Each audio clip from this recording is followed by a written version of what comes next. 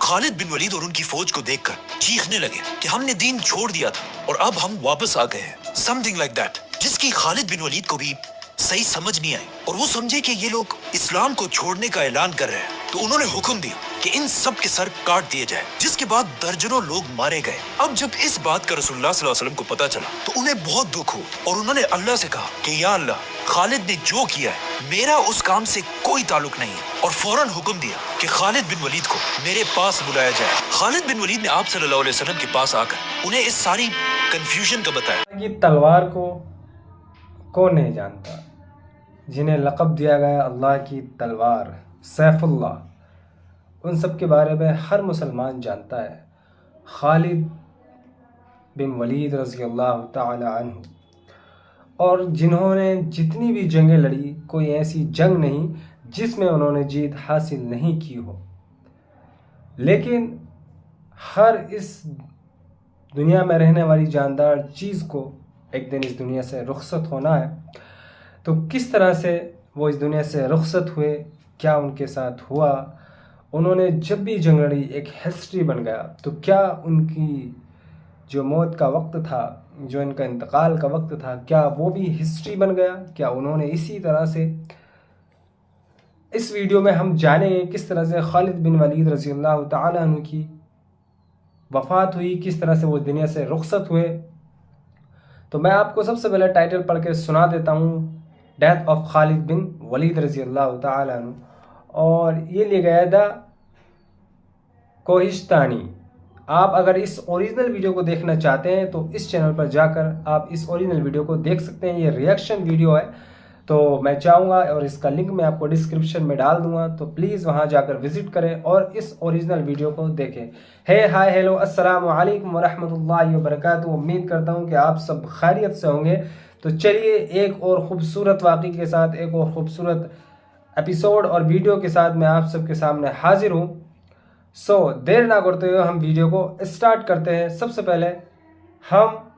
اگر آپ میرے چینل پر نئے آئے ہیں تو پلیز چینل کو ضرور سبسکرائب کریں، لائک کریں، شیئر کریں۔ تو آئیے ہم ویڈیو کی طرف چلتے ہیں۔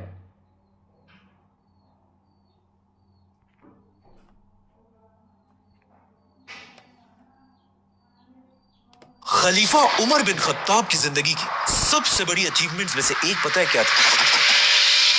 فرعونوں کے ملک ایجپٹ کو فتح کرنا، جو اس زمانے کی دنیا میں سب سے طاقتور اور رچ علاقہ تھا، اور جسے فتح کرنے کے بعد پوری خلافت میں، جو اس زمانے کی دنیا میں سب سے طاقتور اور رچ علاقہ تھا، اور جسے فتح کرنے کے بعد پوری خلافت میں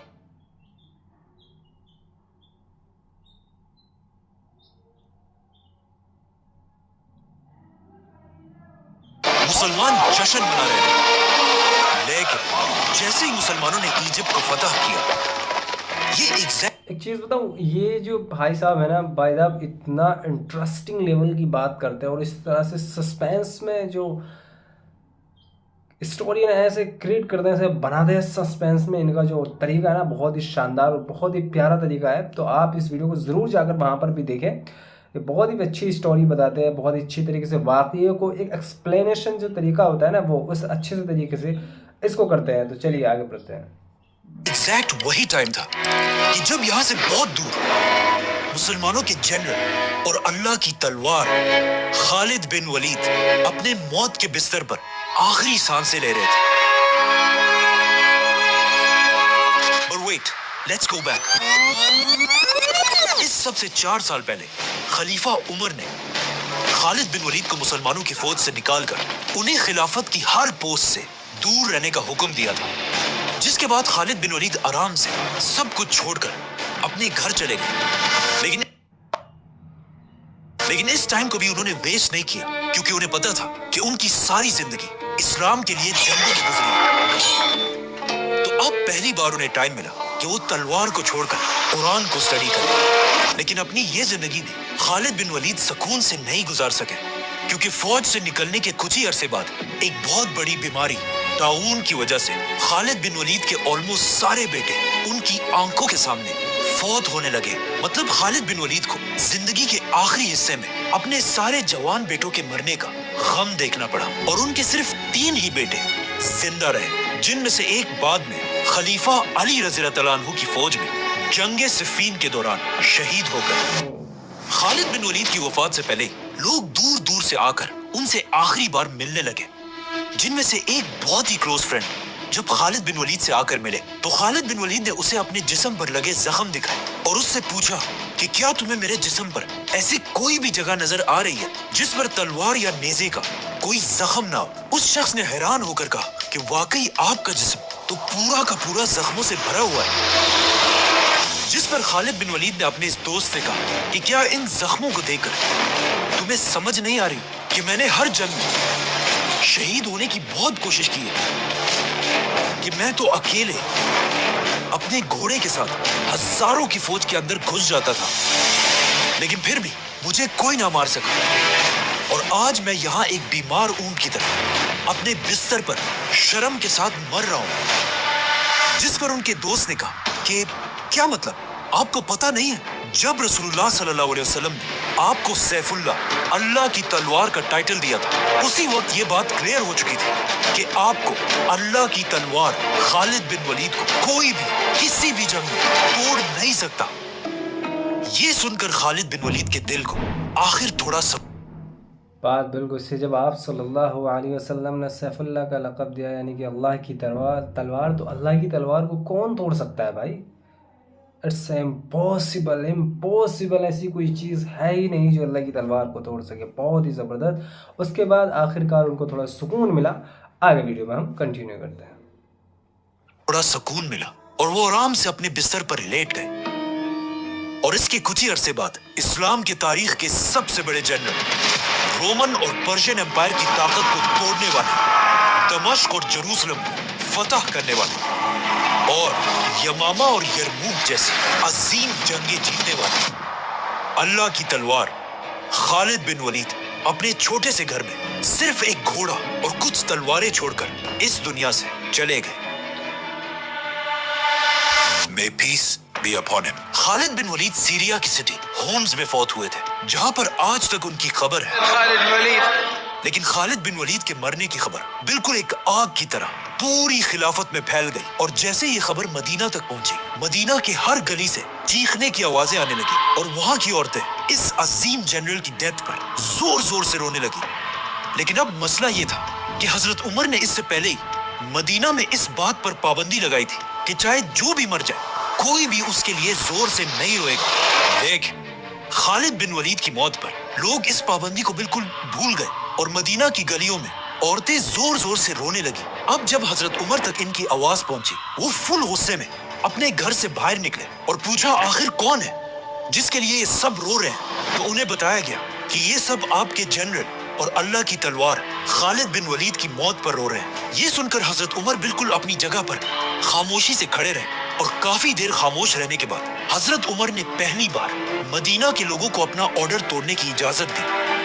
اور کہا کہ اگر خالد کے لیے آج کوئی رو رہا ہے تو اسے رونے دو، بلکہ کہا جاتا ہے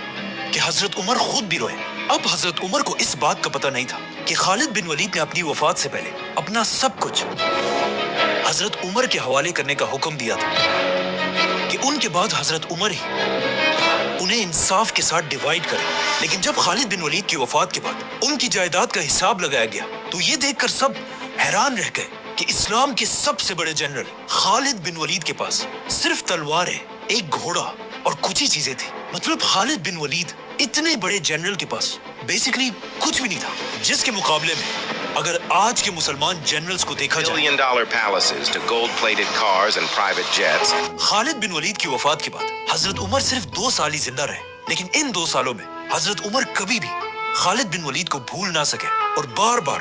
مسلمانوں کی گیدرنگز میں خالد بن ولید کو یاد کرتے رہے، یہاں تک کہ ایک دن حضرت عمر کے پاس عرب کا سب سے بڑا شاعر آیا تاکہ ان کے سامنے اپنی شاعری پیش کرے، تو حضرت عمر نے باقی ساری چیزیں چھوڑ کر اس شاعر سے صرف ایک ہی ڈیمانڈ کی کہ مجھے میرے جنرل خالد بن ولید کی بہادری پر شعر پڑھ کر سناؤ، جس کے بعد اس شاعر نے اپنے فل جوش میں خالد بن ولید کی بہادری کو سب کے سامنے پریزنٹ کیا۔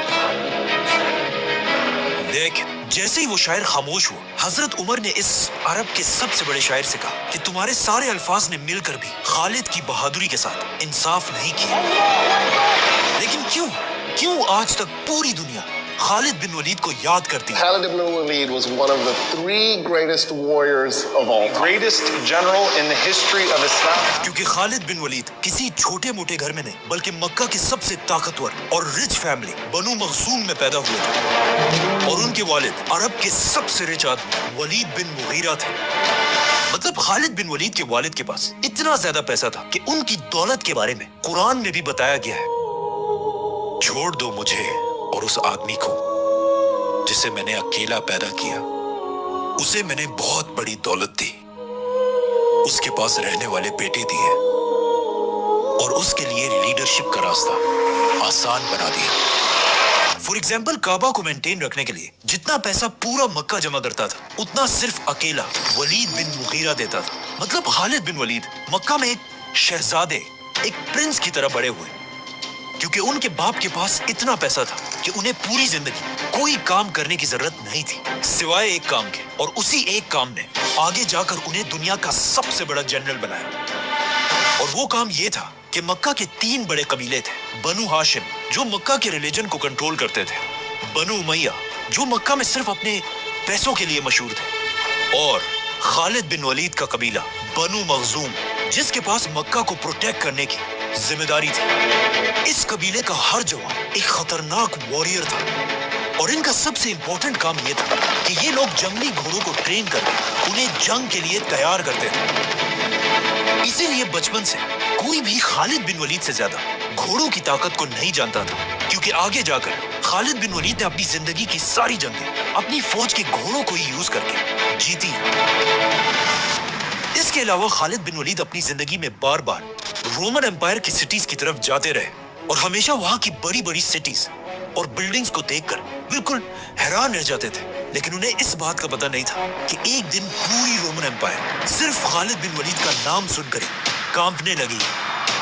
اب جب خالد بن ولید اپنے باپ کے پیسوں سے ایک ریلیکس زندگی گزار رہے تھے، یہ ایگزیکٹ وہی مومنٹ تھا جب مکہ کے ایک چھوٹے سے غار میں اللہ نے اپنا آخری پروفٹ چوز کیا۔ محمد صلی اللہ علیہ وسلم۔ اور یہاں سے دنیا میں ایک بہت بڑا چینج آنے لگا، کیونکہ رسول اللہ صلی اللہ علیہ وسلم مکہ میں آہستہ آہستہ اسلام پھیلانے لگے، جس سے پہلے تو مکہ کے سب سے غریب لوگ اسلام کی طرف آنے لگے، لیکن صرف ایک ایسا آدمی تھا جو مکہ میں سب سے امیر ہونے کے بعد بھی رسول اللہ صلی اللہ علیہ وسلم کی باتوں سے امپریس ہونے لگا، ولید بن مغیرہ، جو بار بار رسول اللہ صلی اللہ علیہ وسلم کے پاس جا کر ان سے قرآن سنتا تھا۔ لیکن آہستہ آہستہ مکہ میں یہ بات پھیلنے لگی کہ ولید بن مغیرہ عرب کا سب سے امیر آدمی مسلمان ہونے والا ہے، تو اب ولید بن مغیرہ نے قرآن کو صحیح جان کر بھی صرف اور صرف لوگوں کے ڈر سے اسلام سے پیچھے ہٹنا شروع کیا، اور صرف یہی نہیں بلکہ اسلام کا سب سے بڑا دشمن بنا، اور پورے مکہ میں یہ بات پھیلا دی کہ محمد ایک جادوگر، میجیشن ہے۔ ولید کی اس حرکت سے مسلمانوں کو اتنا نقصان ہوا کہ اللہ نے خود قرآن میں اسے جواب دیا۔ پھر وہ پلٹا اور غرور سے آخر کہا، یہ کچھ نہیں، بس پرانے زمانے کا ایک جادو ہے اور انسان کی بنائی ہوئی باتیں ہیں، بہت جلد میں اسے دوزخ میں ڈالوں گا، اور تمہیں کیا پتا کہ دوزخ کیا ہے۔ اس آیت کے کچھ ہی عرصے بعد ولید بن مغیرہ تو فوت ہو گئے، لیکن مکہ میں مسلمانوں پر ظلم اتنا بڑھ گیا کہ اب اسے اور برداشت کرنا امپاسبل تھا، تو مجبوراً مکہ کے سارے مسلمان ہجرت کر کے مدینہ کی طرف شفٹ ہوئے اور یہاں پر اسلام کی پہلی ریاست بنانے لگے۔ اب جب مسلمان یہاں مدینہ میں تھے تو وہاں خالد بن ولید پتہ نہیں کس کام سے عرب کو چھوڑ کر کہیں باہر گئے تھے، اور جب اپنے سارے کام پورے کر کے واپس مکہ کی طرف آئے تو انہوں نے دیکھا کہ یہاں تو سب بدل چکا ہے، مطلب مکہ کے ہر گھر سے رونے اور چیخنے کی آوازیں آ رہی تھی۔ اور جب خالد بن ولید نے پوچھا تو انہیں ان کے خاندان والوں نے بتایا کہ آپ جب یہاں نہیں تھے تو یہاں مکہ اور مدینہ والوں کی ایک بہت بڑی جنگ ہوئی ہے، جنگ بدر، جس میں انہوں نے ہمارے خاندان کے سردار ابو جہل اور تمہارے 25 کزنز کو مار ڈالا ہے، اور سب سے بڑی بات یہ ہے کہ مسلمان تمہارے بڑے بھائی ولید بن ولید کو بھی گرفتار کر چکے ہیں۔ یہ سن کر خالد بن ولید کو اتنا غصہ آیا کہ وہ سیدھا ابو سفیان کے پاس گئے اور وہاں پر مکہ کے سارے بڑوں نے مل کر مسلمانوں سے بدلہ لینے کی قسم کھائی، جس کے بعد خالد بن ولید اپنے بھائی کو آزاد کرانے کے لیے مدینہ کی طرف آئے، جہاں پر انہوں نے دیکھا کہ مسلمانوں نے قیدیوں کے لیے ایک بہت ہی عجیب سسٹم بنایا، مطلب جس کے پاس جتنی طاقت ہوگی اس سے اتنے ہی پیسے لے کر اسے آزاد کیا جائے گا، مطلب کسی سے 1000 اور کسی سے 2000 دینار، اور جس کے پاس پیسے ہی نہ ہو مسلمان اسے صرف اس شرط پر آزاد کر رہے تھے کہ وہ 10 مسلمان بچوں کو پڑھنا لکھنا سکھائے۔ لیکن جیسے ہی خالد بن ولید وہاں پہنچے تو انہیں پتا چلا کہ مسلمانوں نے ان کے بھائی ولید بن ولید کی قیمت سارے قیدیوں میں سب سے زیادہ لگائی تھی، 4000 گولڈ کوائنز، جو آج کروڑوں روپے بنتے ہیں۔ یہ پرائز وہاں بیٹھے ساروں کے لیے بہت ہی شاکنگ پرائز تھی، لیکن خالد بن ولید کے لیے یہ کچھ بھی نہیں تھی۔ انہوں نے یہ سارے پیسے مسلمانوں کو ادا کیے اور اپنے بھائی کو آزاد کر کے واپس مکہ کی طرف روانہ ہوا، اور ان کا یہ خیال تھا کہ مکہ پہنچ کر لوگ ان کو بہت زبردست طریقے سے ایک منٹ کیا جنگ بدر کے بعد ہی اب شاید جنگ احد ہوگی، جس میں آخر یہ بتائیں گے کہ کیا ہوا، کیسے ہوا، اور یہ غصہ کیوں آیا خالد بن ولید رضی اللہ تعالیٰ عنہ کو؟ اس وقت یہ مسلمان نہیں تھے، تو یہ اس میں بتایا گیا ہے۔ اب آگے جو جنگ ہونے والی ہے جنگ احد ہوگی، جس میں مسلمانوں کی وہاں پر ہار ہوئی تھی، تو اب دیکھنا ہے سے ویلکم کریں گے۔ لیکن مکہ پہنچنے سے پہلے ایک رات انہوں نے راستے میں گزاری، اور اگلی صبح خالد بن ولید نے اٹھ کر دیکھا کہ ان کے بھائی ولید کا بستر بالکل خالی ہے، اور اس کے بستر پر ایک لیٹر پڑا ہوا ہے جس پر لکھا تھا، خالد، میں تمہیں بتائے بغیر اسلام قبول کر کے واپس مدینہ جا چکا ہوں، کیونکہ میں نے واللہ اپنی پوری زندگی میں محمد جیسا انسان کبھی نہیں دیکھا، اور ایسا میں نے پہلے اس لیے نہیں کیا کہ لوگ یہ نہ سمجھے کہ میں نے قید کے ڈر سے اسلام قبول کیا ہو، اور اب جب تم نے مجھے آزاد کرا لیا ہے تو میں واپس جا کر ایک آزاد انسان کی طرح اپنی مرضی سے اسلام قبول کرنا چاہتا ہوں۔ اس لیٹر کے بعد خالد بن ولید کے بھائی نے تو اسلام قبول کر لیا، لیکن خالد بن ولید کے دل میں ابھی بھی اپنے خاندان کے خون کا بدلہ لینے کی آگ جل رہی تھی۔ اسی لیے جب اگلے سال مکہ والوں نے دوبارہ فوج جمع کی تو ابو سفیان نے خالد بن ولید کے غصے کو یوز کر کے انہیں پہلی بار اپنی فوج کا جنرل بنایا، اور اس طرح مکہ سے 3000 لوگوں کی فوج مسلمانوں سے جنگ کے لیے مدینہ کی طرف روانہ ہوئی۔ لیکن مدینہ پہنچنے سے پہلے 1000 مسلمان احد کے پہاڑ کے پاس ان کا انتظار کر رہے تھے۔ 1000 ورسز 3000، مطلب مسلمانوں کو اپنے سے 3 گنا بڑی فوج کے ساتھ لڑنا تھا، جو آف کورس ایک بہت مشکل کام تھا۔ لیکن جنگ شروع ہونے سے پہلے مسلمانوں کی فوج سے 300 منافقین دھوکہ دے کر جنگ چھوڑ کر چلے گئے۔ اب رسول اللہ صلی اللہ علیہ وسلم کے پاس صرف 700 لوگ تھے، اور سامنے مکہ والوں کی 3000 کی فوج، مطلب 4 گنا بڑی فوج۔ جنگ شروع ہونے سے پہلے ان 700 لوگوں میں سے بھی رسول اللہ صلی اللہ علیہ وسلم نے 50 لوگوں کو نکال کر اس پہاڑ کے اوپر بھیجا، تاکہ پہاڑ کے پیچھے سے مسلمانوں پر کوئی حملہ نہ کر سکے۔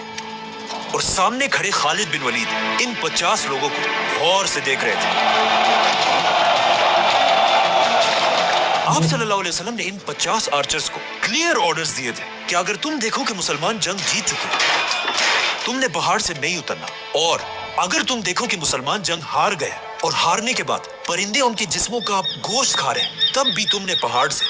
نہیں اترنا۔ اسی کے ساتھ جنگ احد شروع ہوئی۔ جیسے ہی جنگ شروع ہوئی مسلمانوں میں اتنا جذبہ تھا کہ وہ آسانی سے مکہ کی فوج کو پیچھے دھکیلنے لگے، اور کچھ ہی دیر کے جنگ کے بعد ایسے لگنے لگا کہ مسلمان آسانی سے یہ جنگ جیت جائیں گے، جسے دیکھ کر مکہ کی فوج آہستہ آہستہ جنگ سے بھاگنے لگی۔ ایون ان کا لیڈر ابو سفیان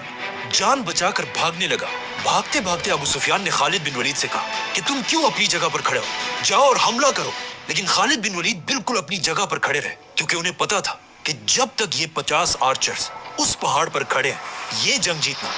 امپاسبل ہے۔ آخر مسلمانوں کی فوج مکہ والوں کو جنگ کے میدان سے اتنا دور لے آئی کہ پہاڑ پر کھڑے آرچرز کو لگا کہ اب تو ہم جنگ جیت چکے ہیں، تو ان میں سے بہت سارے اپنی پوزیشن کو چھوڑ کر پہاڑ سے نیچے اترے اور دشمنوں کا چھوڑا ہوا مال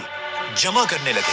ناؤ جیسے ہی خالد بن ولید نے ان آرچرز کو پہاڑ سے نیچے اترتے ہوئے دیکھا، انہیں سمجھ آ گئی کہ اٹس ناؤ اور نیور۔ اسی کے ساتھ خالد بن ولید نے اپنے گھوڑوں کو ریڈی کیا اور پہاڑ کے پیچھے سے مسلمانوں پر حملہ کر دیا۔ اب جب مسلمان ان دونوں فوجوں کے درمیان پھنس گئے، اس سے مسلمانوں کو بہت نقصان ہوا اور بڑے بڑے صحابہ شہید ہو گئے، جن میں سب سے بڑے صحابی تھے حضرت حمزہ۔ اس جنگ میں مسلمانوں اور مکہ والوں دونوں کو بہت نقصان ہوا، لیکن یہ بات سب جان گئے کہ خالد بن ولید ایک بہت ہی خطرناک جنرل ہے، اور مکہ والوں نے بھی خالد بن ولید کو بالکل ایک ہیرو کی طرح ویلکم۔ جب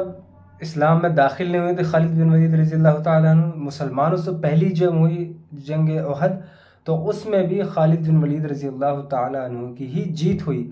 اور جب اسلام میں داخل ہوئے اور اس کے بعد بھی انہوں نے کوئی جنگ نہیں ہاری، ایسا ہی اس میں بتایا گیا ہے۔ تو اس لیے اپنے جنرل کا، اپنے لیڈر کا حکم ماننا بہت ہی ضروری ہے، بہت زیادہ ضروری ہے۔ آگے چلیے دیکھتے ہیں۔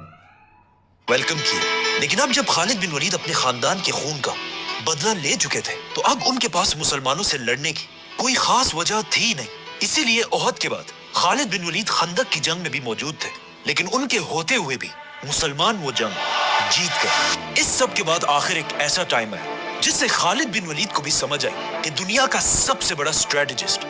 وہ نہیں بلکہ اس وقت ان کے دشمن رسول اللہ صلی اللہ علیہ وسلم ہے، کیونکہ ایک دن جب خالد بن ولید مکہ میں تھے تو اچانک مکہ میں یہ خبر پھیلی کہ ہزاروں مسلمان مدینہ سے عمرہ کرنے کے لیے مکہ کی طرف بڑھ رہے ہیں۔ اینڈ آف کورس یہ سنتے ہی مکہ والوں نے اپنے بیسٹ جنرل خالد بن ولید کو مسلمانوں کو روکنے کے لیے بھیجا۔ خالد بن ولید اگین اپنے گھڑ سواروں کو لے کر فل سپیڈ مسلمانوں کی طرف پہنچے، لیکن وہاں پہنچ کر انہوں نے دیکھا کہ صرف تھوڑے مسلمانوں کے سوا یہاں کوئی نہیں ہے۔ جب انہوں نے پوچھا تو انہیں بتایا گیا کہ آپ رسول اللہ صلی اللہ علیہ وسلم کے ٹریپ میں پھنس چکے ہیں، اور وہ خود باقی مسلمانوں کے ساتھ پہاڑوں کے راستے سے جا کر بالکل مکہ کے دروازے کے باہر کھڑے ہیں۔ ناؤ یہ تاریخ میں پہلی اور آخری دفعہ تھا کہ کسی نے خالد بن ولید جیسے جنرل کو اپنے ٹریپ میں پھنسایا ہو، اور اس واقعے کے بعد خالد بن ولید رسول اللہ صلی اللہ علیہ وسلم سے اپنی دشمنی ختم کر کے ان کی پرسنالٹی سے انسپائر ہونے لگے۔ مطلب صلح حدیبیہ کے بعد خالد بن ولید کی سوچ اسلام کے بارے میں اتنی بدل چکی تھی کہ ایک دن مکہ کے سارے بڑے لیڈرز کے سامنے خالد بن ولید نے بیٹھ کر کہا کہ تم لوگوں نے جو کہنا ہے کہو، لیکن ایسا ہو ہی نہیں سکتا کہ محمد جیسا زہید آدمی کوئی جادوگر یا جھوٹا ہو۔ یہ ایک بہت ہی عجیب بات تھی، اور وہاں بیٹھے سارے لوگ بھی یہ سن کر شاکڈ رہ گئے، کیونکہ سب سے پہلے آپ صلی اللہ علیہ وسلم کو ایک جادوگر خود خالد بن ولید کے والد ولید بن مغیرہ نے کہا تھا، اور آج ان کے مرنے کے بعد ان کا بیٹا خالد بن ولید خود اپنے باپ کی کہی ہوئی ساری باتوں کو سب کے سامنے ڈینائی کر رہا تھا۔ اسی طرح آہستہ آہستہ خالد بن ولید اسلام کی طرف اٹریکٹ ہونے لگے، اور اوپر سے ان کے بھائی ولید بھی بار بار مدینہ سے ان کی طرف لیٹرز بھیجتے رہتے تھے اور انہیں مدینہ کی زبردست ریاست کے بارے میں بتاتے رہتے تھے، یہاں تک کہ آخر ایک دن مدینہ میں رسول اللہ صلی اللہ علیہ وسلم نے خود خالد بن ولید کے بھائی سے پوچھا کہ خالد کدھر ہے؟ خالد بن ولید جیسے ذہین انسان کو اب تک اسلام کی طرف آ جانا چاہیے تھا۔ یہ سنتے ہی خالد بن ولید کے بھائی ولید نے فل سپیڈ بھاگ کر اپنے بھائی کی طرف لیٹر بھیجا اور لکھا کہ خالد اب تو اپنی آنکھیں کھولو، آپ صلی اللہ علیہ وسلم سے تمہاری تعریف سنی تو اب اور دیر مت کرو اور اسلام قبول کر لو۔ اپنے بھائی کا یہ لیٹر پڑھ کر خالد بن ولید سوچنے لگے کہ میں نے احد کی جنگ میں مسلمانوں پر کتنا ظلم کیا، اور پھر بھی آپ صلی اللہ علیہ وسلم وہ سب معاف کر کے مجھے اسلام کی طرف بلا رہے ہیں۔ تو اب خالد بن ولید مدینہ کی طرف جانے کی تیاری کرنے لگے تو مکہ کے لیڈر ابو سفیان نے آ کر خالد سے پوچھا کہ کیا یہ سچ ہے تم ہمیں چھوڑ کر محمد کی طرف جا رہے ہو؟ تو آف کورس خالد بن ولید کسی کے باپ سے ڈرتے تو نہیں تھے، تو انہوں نے کہا ہاں یہ سچ ہے۔ اس پر ابو سفیان نے اپنی تلوار نکالی، لیکن خالد بن ولید کے پاورفل خاندان بنو مخزوم نے انہیں بچا لیا، اور اس طرح خالد بن ولید مکہ میں سب کو بتا کر رسول اللہ صلی اللہ علیہ وسلم کی طرف روانہ ہوئے۔ رستے میں ان کی ملاقات فیوچر آرمی چیف عمر بن عاص سے ہوئی، جو خود بھی مکہ کے لوگوں سے تنگ آ کر اسلام قبول کرنے جا رہے تھے، اور اس طرح ان دونوں نے مدینہ جا کر اسلام قبول کر لیا۔ لیکن خالد بن ولید کے لیے اسلام قبول کرنے کے بعد بھی قرآن کی ان آیات کو ایکسپٹ کرنا بہت مشکل تھا جس میں ان کے باپ ولید بن مغیرہ کو جہنم میں ڈالنے کی بات تھی۔ تو خالد بن ولید ایک صحابی کے پاس گئے اور انہیں کہا مجھے میرے باپ کے بارے میں آیات پڑھ کر سناؤ، اور انہیں سننے کے بعد خالد بن ولید نے کہا دوبارہ سناؤ، اور پھر کہا دوبارہ سناؤ، دوبارہ سناؤ، اور یہ آیات بار بار سننے کے بعد آخر خالد بن ولید کے دل نے ان آیات کو ایکسپٹ کر لیا، اور اس دن کے بعد ہمیشہ خالد بن ولید اپنے آپ کو خالد بن ولید نہیں बल्कि अबू सुलेमान कहलाने लगे। Now, खालिद बिन वलीद के इस्लाम कबूल करने के कुछ ही दिनों बाद रसूलुल्लाह सल्लल्लाहु अलैहि वसल्लम 3000 की फौज जमा करके पहली बार रोमन एम्पायर से लड़ाई की तैयारी कर रहे थे, जिसे जंगे मुता कहा जाता है। तो ऑफ कोर्स बिल्कुल एक नया मुसलमान होने की वजह से खालिद बिन वलीद एक आम सिपाही की तरह इस फौज में जंग के लिए रवाना हुए। रसूलुल्लाह सल्लल्लाहु अलैहि वसल्लम ने इस फौज का लीडर ज़ैद बिन हारिसा को बनाया था और ये ऑर्डर दिया था कि अगर ज़ैद बिन हारिसा शहीद हो जाए तो उसके बाद मुसलमानों का लीडर जाफर बिन अबी तालिब होगा, और अगर जाफर भी शहीद हो जाए मुसलमानों का तीसरा लीडर अब्दुल्ला बिन रवाहा होगा, और अगर ये तीनों जनरल्स शहीद हो जाए तो फिर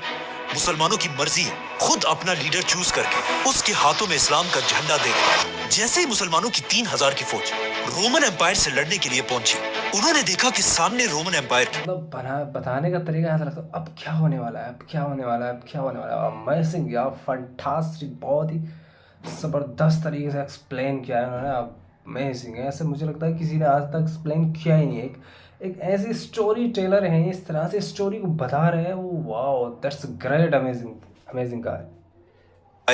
2 लाख की फौज खड़ी है। अब कुछ हिस्टोरियंस कहते हैं कि ये 2 लाख नहीं बल्कि 1 लाख या उससे भी कम थे, लेकिन सब ये बात मानते हैं कि रोमन्स की फौज मुसलमानों से बहुत ज्यादा बड़ी थी। रोमन्स की इतनी बड़ी फौज देखकर कुछ मुसलमानों ने कहा कि हमें जंग नहीं लड़नी चाहिए, लेकिन मुसलमानों के तीसरे जनरल अब्दुल्ला बिन रवाहा ने कहा कि या तो हम जंग जीतेंगे और या शहीद होंगे, जंग छोड़ के जाने वाला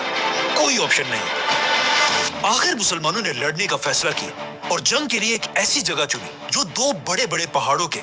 दरमियान थी, ताकि रोमन्स की फौज लंबी लाइंस ना बना सके और एक दूसरे के पीछे खड़े हो। और इसी के साथ जंग शुरू हुई। इस जंग के जनरल ज़ैद बिन हारिसा थे, जो आप सल्लल्लाहु अलैहि वसल्लम के गुलाम थे, और इन्हें बचपन से आप सल्लल्लाहु अलैहि वसल्लम ने एक बेटे की तरह बड़ा किया और इनसे बहुत मोहब्बत करते थे। लेकिन जैसे ही जंग मुता शुरू हुई, उसके कुछ ही देर बाद ज़ैद बिन हारिसा शहीद हो गए।